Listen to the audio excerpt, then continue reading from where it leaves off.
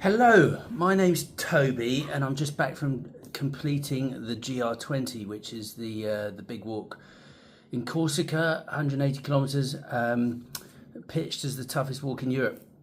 And when I did it, it was 99% French people on the track, and only a very few Brits. I did it in early July, late June. Mid-June, and I've got a few things that I thought might be useful. So this is a one-shot wonder that I hope will be useful for people in the UK that are looking to find out information on it, like when to go, how to get there, like kit and all that kind of stuff. So first thing, north to south or south to north.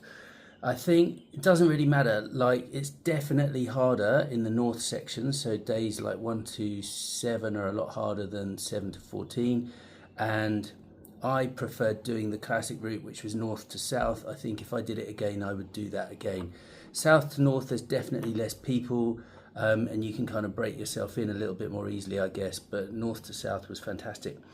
How to book it. So this was a big deal for me. Like, I spent ages trying to work out how to compare the different refuges with the itinerary and the different stages, and it was really hard to make it work. The park booking site only opens in January, I think it was, for you to be able to book everything, and I think it's probably a bit like Taylor Swift tickets, that it will just sell out in minutes.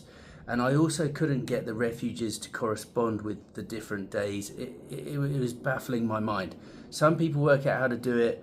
Some people just turn up and just freewheel and try and get into the different areas each night, which is a good option. Talk about that in a minute. But I kind of wanted certainty and only had 14 days, 2-week holiday in which to do it. So top tip, I found a company called Corsica Adventures. They booked the whole lot. They booked all 14 days. The downside of that is you had to do a couple of double days, double stage days.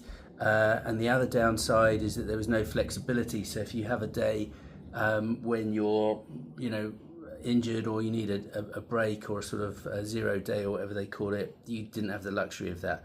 But I completed it, and the double days were okay. And because they booked it all, they booked full board. So dinner was there, breakfast was ready, and a takeaway lunch was ready every day. So that was actually really, really good. I would say if you've got the luxury, I would allow 1 day per stage. Like, it is pretty tough. It's pretty brutal. The long days, which was a double stage, 29 kilometers or whatever, were challenging. So those are my thoughts on how to book it. I mean, if you're carrying your own tent and you're just freewheeling and you've got all the time in the world, then that's a different kind of story to what I was having to do. So Corsica Adventures were good. For navigation, the waypoints are really good. So it's really well marked. The trail, they have these little flags that mark like a red and white stripe wherever you go. You do get lost. I think I got lost 3 or 4 times. So you do need to have a map, and I didn't take a hard copy map, but since coming back and since meeting the French people, I ordered this one. This is a French map, IGN Traversée de la Corse. It's fantastic. It's got the profiles. It's got the route really well marked out. I would definitely get that before you go. But I would also recommend an app called Mappy. It's a little green icon. Get that on your phone, and you can download entirely onto your phone one country for free. So it's free. Used Mappy, downloaded France, and so had all of Corsica, and it was really good, really accurate and helpful. Yeah, you do get lost a little bit. When to go? So we went late June, and there was still snow on some of the passes. I think that's probably gone by now, but it was before the school holidays break up, so probably a little bit quieter. The snow was definitely something to consider, and yeah, we needed micro crampons, and without those wouldn't have been able to cross the snow. So that's an important consideration. Do you want to go when the snow's still there or not? If you go when it's there, then it's definitely, you need to factor that in and take some micro spikes, which weigh a bit extra, and you want to not weigh a lot. Sorry, it's the middle of the heat wave, so I've got a bit of a dab on, which you'll have to excuse. Boots. So I took La Sportiva TX5 Gore-Tex boots. They were fantastic, good ankle support, really grippy, like you want good grip. I saw one lady coming down the snow in a pair of Brooks trainers. I really wouldn't recommend that. I thought she was going to die. You need good traction, but I don't think you necessarily need Gore-Tex. The terrain is really rugged and really makes your foot move within the boot. So if you've got hot feet and you're prone to blisters, you'll get them.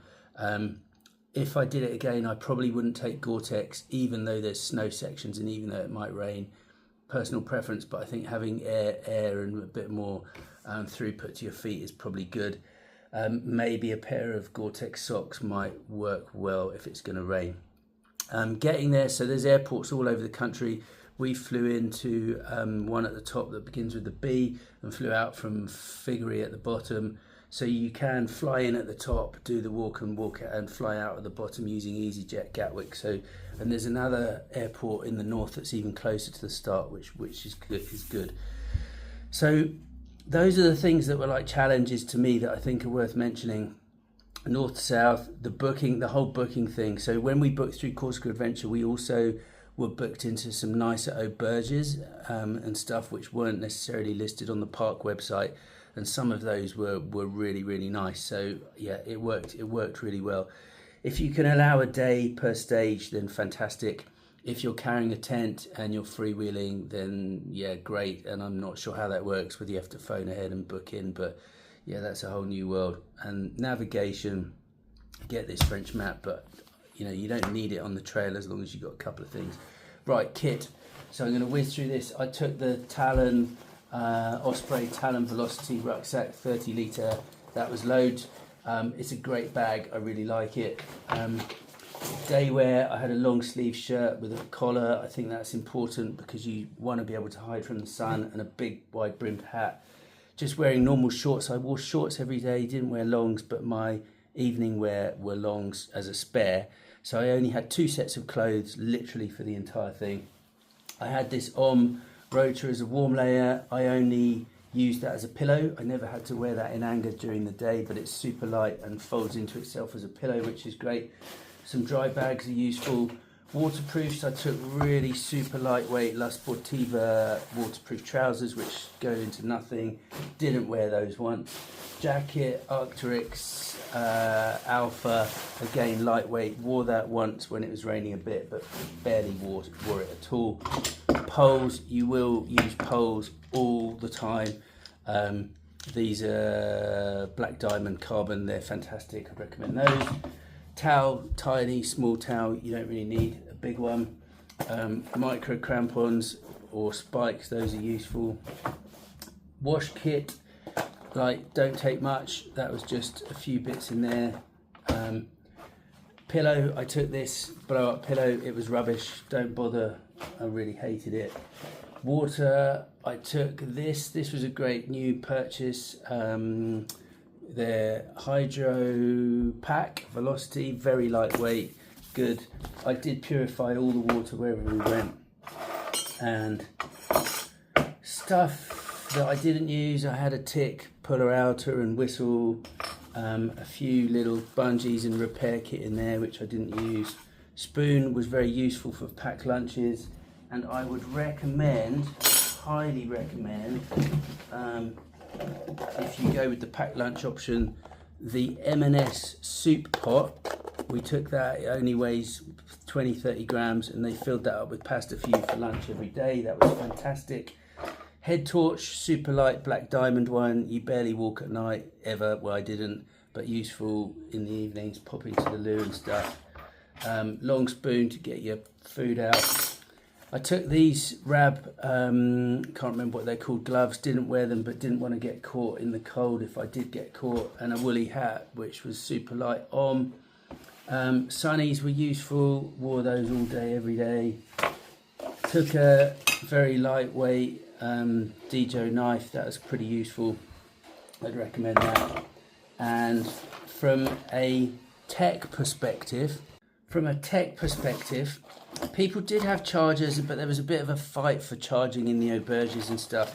I took this Sunslice solar panel, which is really lightweight, and I took a Nightcore 5000 milliamp